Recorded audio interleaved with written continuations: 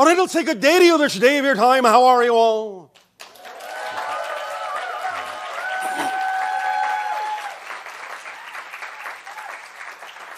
All right. Extraordinary. We thank you once again for the co-creation of this interaction. We thank you with deep appreciation for the allowance of this transmission. We thank you for your participation in the growth of yourself, of your being, and the expansion of your consciousness. We thank you for your willingness to be more and more and more of who you are, for that is what this life is all about. This day of your time, we are talking about the idea of living an extraordinary life. What is that hinged on? What is the center point of that concept that will drive you forward into that kind of life, that kind of an experience? It is all the things that we have already discussed over the course of the transmissions of this weekend. And in addition to that, it is allowing oneself to have a deeper understanding of the term authenticity. Being your authentic self. What does that mean? Being true to yourself, being in alignment with yourself, your true signature frequency, of course. But it also means, really, as you say, putting it out there, really acting on your passion. The idea is that you have chosen to have a physiological experience, a physiological lifespan. That physiological lifespan plays out according to the theme and themes you have chosen to explore. And it is up to you to decide how you will explore them. Now, we are not saying that you cannot have an authentic life, have an extraordinary life, by being in a state of balanced peace. Of course you can. It doesn't mean that when we say it is important to act in your life, that you have to be running all over the world. You can be stable, peaceful, balanced in one location for the entire lifespan, if you wish. If that is true for you, really true. However, we recognize that because of the thousands of years of fears that have existed on your planet, that have embedded within many of you in your culture, your society, in your upbringing, the idea of definitions of diminishment, definitions of devaluation, definitions of the experience of disconnection, that many of you will not necessarily be acting as fully as you could be, will not allow yourselves to be your authentic beings. And now is the time to change that. As has been said, you know you are going through a transformation in this day and age. You know that it is about the idea of letting go of the things that are not you and incorporating the things that are. In the most profound, most artistically creative and expressive way possible. It is about getting out there and doing it, not holding back, not hesitating to be yourselves, your authentic selves. It is about being bold, adventurous, courageous, confident, curious, imaginative, excited, interactive, expressive, not holding back the gifts that you have to give, not depriving others of those gifts. Because while you may feel from time to time that you are seeking and searching for things, others also are seeking and searching for what you have to share, for what you have to give, for the expression of your true authentic self. When more and more and more of you are really allowing that authentic self to come to the forefront and to stand tall and to stand firm with your feet firmly planted on the ground and your consciousness raised to the heavens so that you stand in between that balance point of heaven and earth, as you say. And you allow yourself in that state of being in that state of certainty, to really know it's all right, to really know it is your purpose, to really know that you can act, put forth, give out that gift, express that gift. And there will always, always, always be a reflection from those that have been seeking what you have to give. It may not come in the form you expected, but the unexpected is to be expected in your lives from this point forward. Allow yourselves to be prepared to turn left and turn right in unexpected ways, to go up, to go down, to go forward, to go back in unexpected ways. Follow the flow of the path of least resistance, no matter how it may wind, no matter how it may twist and turn through your life. For those twists and those turns are your trips, your adventures, your processes, your explorations, your discoveries of more of yourself. And were they not essential to understanding the fullness of your being, those twists and turns would not exist in the path that you are. They are there for a purpose. They are there for a reason. They are there to help you authenticate yourself, validate yourself, get reflections and reinforcements of the true being that you are. For as you put that out there, you will always get the reinforcement and reflection and support of creation, that this is who you say you are. Creation will never contradict you, ever. It is not designed to do that. It is designed to support you unconditionally in whatever you say is your truth, and whatever you say is true for you, if it really is in alignment with your signature frequency. Always in living an extraordinary life, always, too, must you incorporate the idea of balance, gratitude, grace, appreciation, and always take the time, always take a pause, and always take a moment to make sure that you are being truly authentic, that you are not disguising your anxiety as excitement, not burying the idea of definitions that you are too afraid to look at, because you are afraid that if you go diving down to look at, to examine, and to explore and investigate those negative beliefs you may have about yourself, many of you may be too afraid to find out that if you go exploring, you will discover that those negative beliefs are actually true. I guarantee you they will never be true. They will never be true. For you are a co-creator. You are made in the image of creation. You are what gives life meaning. You are the reflection of the all that is exploring its unique self. And this idea of your extraordinary life and the authenticity is all based on the concept of your unique perspective. You are the only one of your kind. You will ever be the only one of your kind. And no matter how many other simultaneous, incarnational existences you may cross-connect to from the present, there will always only be one of you. You will always only have this one life to live as you. So live it to the fullest. Allow it to be what you designed it to be. Work in harmony, work in concert with your higher mind. For your soul being has, in a sense, set itself up as a duality and a trinity by creating the split of the non-physical higher mind and the physical mind, and the balance point in between.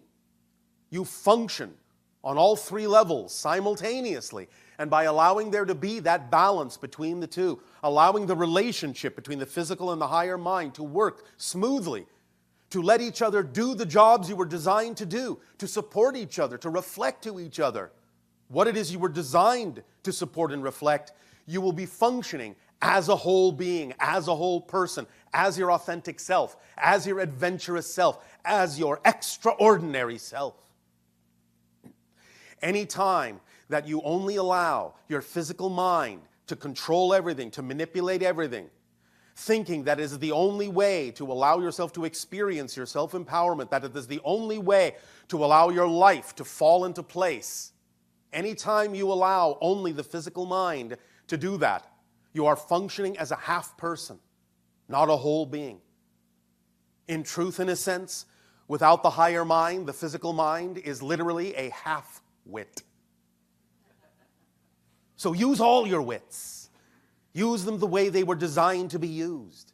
Rely on the higher mind. It is standing on the mountaintop. It can see farther than the physical mind. It can see where you're going. It can see the path you are. The physical mind down in the valley is wandering to and fro, going around this outcrop and that outcrop, going down into that valley, crossing this river and that river, or that ocean and this ocean. And it can only see so far. It can only see to the physical horizon. But the higher mind is on the mountaintop. It can be all the way out into space, and it can look far beyond and guide you unerringly if you are willing to allow it to do so. And this is the point that we have discussed about your visualization of your life, your authentic life, your extraordinary life. It is absolutely, profoundly helpful to have that vision in your mind, that symbol in your physical mind of what represents to you that extraordinary life. Seeing yourself in all the places in the world that excite you. Seeing yourself clearly, viscerally, doing all the things in your life that you say are representative of your highest joy and your passion. Applying that and watching yourself thrive, watching yourself be creative, watching that version of you live a life of ecstasy and joy and calm and peace and contentment and confidence.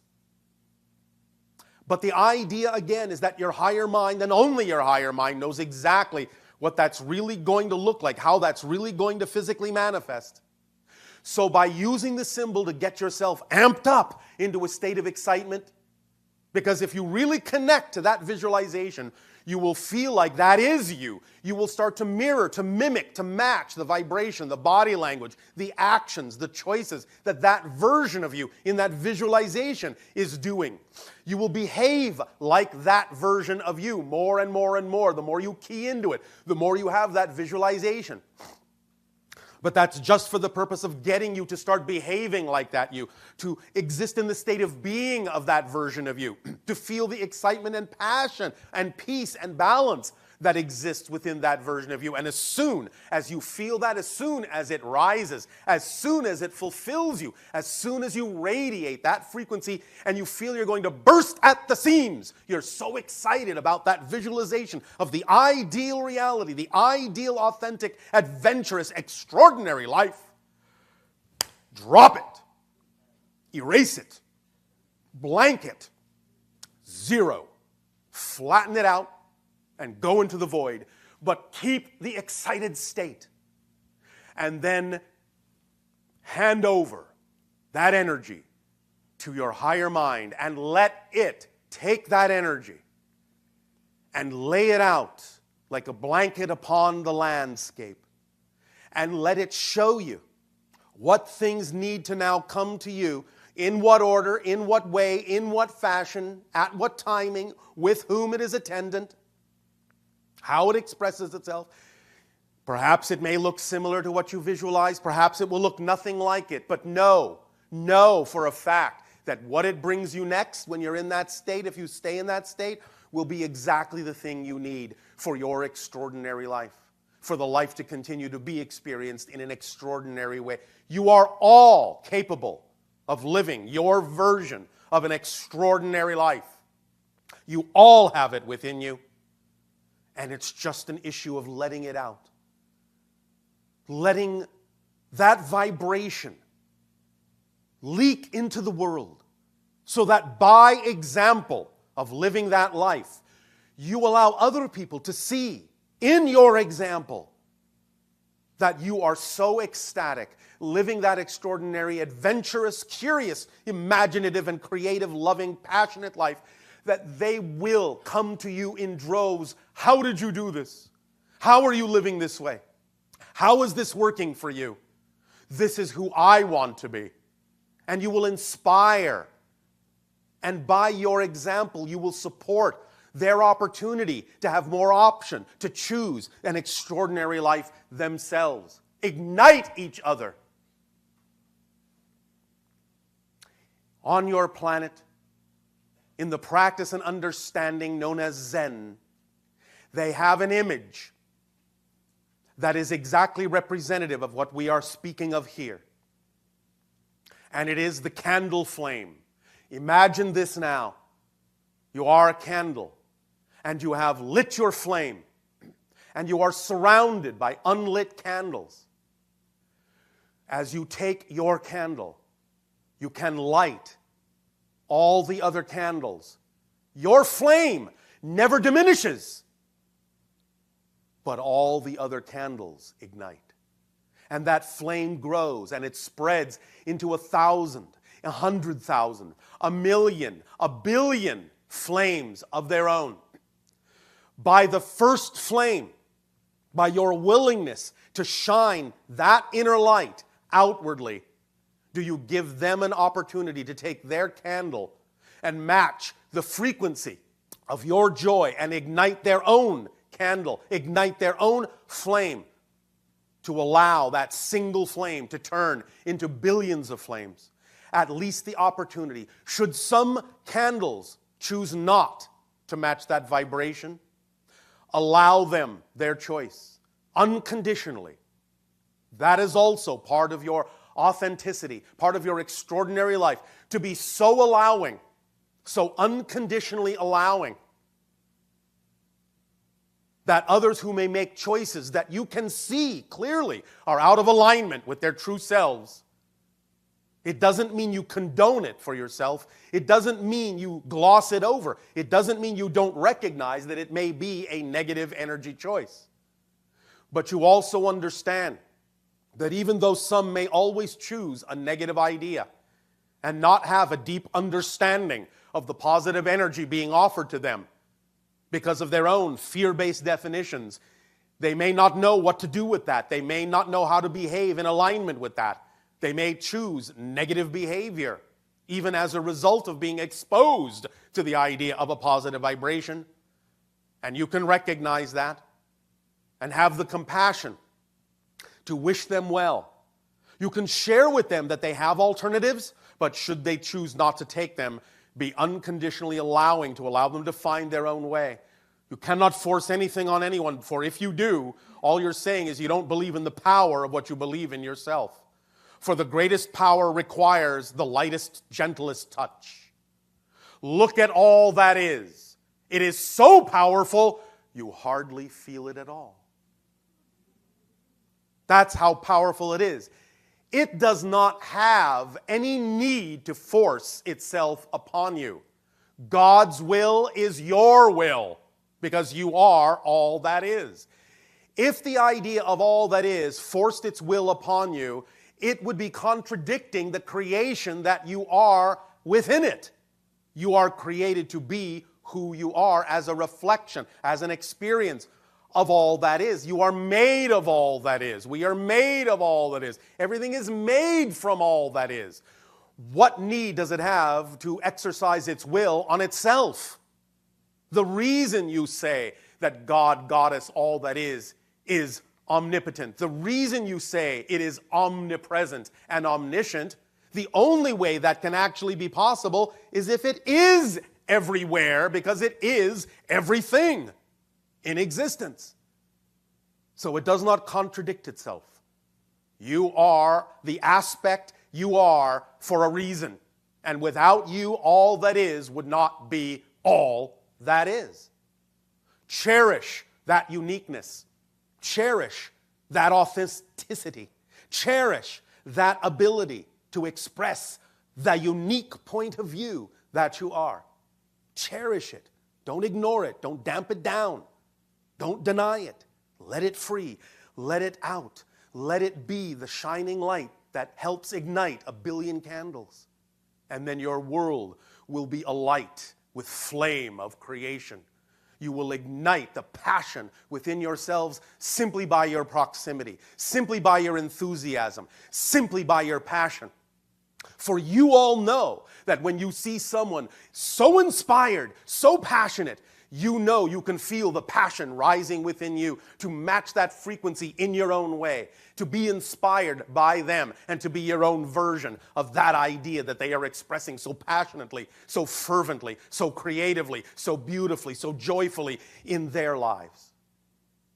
Let your imagination run free.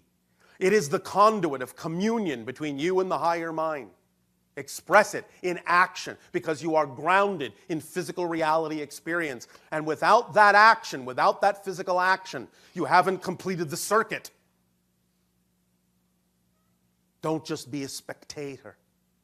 Be involved. Be active. Put it out there. Some may not listen, but some will. And then others will listen to them. And others will listen to them. And others will listen to them. And so the perspective will shift and change. And as you then continue to shift billions of times per second through a multitude of parallel Earth realities, more and more and more and more, you will find yourself on course, shifting in the direction of the parallel versions of Earth that are more reflective, more representative of the changes you have made within yourself, and that will ultimately be the only versions of Earth you will experience. That is the path you are on. That is the direction you are taking. Were it not so, we would not be having these conversations with you. For not only does creation not make pointless creations, thus validating your very existence, we also only do what excites us the most. And we also don't do pointless things. Having these conversations with you, having first contact with your world, excites us beyond our ability to express, for you are family. And by forming these connections and allowing these connections, we are family growing together, expanding beyond what either of us can imagine we could become. And in becoming it, then we gain a new understanding and a new perspective of creation and all that is. But to be that expanded family, to be that extended family, to be that authentic family, to be that adventurous family, to be that extraordinary family, you must be the state of being of that family first. So come, join our family, and allow us to explore creation together in new and imaginative and startling ways beyond what you can presently conceive. Be your extraordinary selves. Don't hold back. Don't hold back. Don't hold back. If anything, hold forward.